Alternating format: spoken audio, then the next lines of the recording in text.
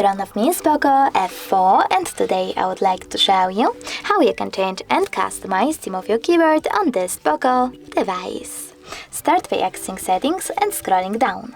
Then tap on additional settings and choose languages and input. Now tap on manage keyboards and finally Gboard. Over here go into theme and scroll down. Now you can choose show more over here to see all available ones and tap on the best one for you, like that one. Now manage keyboarders thanks to this Twitter and tap on apply.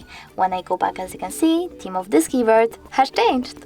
But you can always go into the same settings and tap on this plus icon under my themes. This way you can select the photo that you wish to apply as your keyboard's background, pinch it to scale and drag it to move. Then choose next, adjust brightness by swiping left or right and tap on done.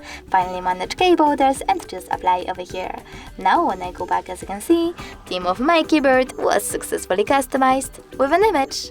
Thanks so much for watching. If you enjoyed this video, leave a like, comment and definitely subscribe.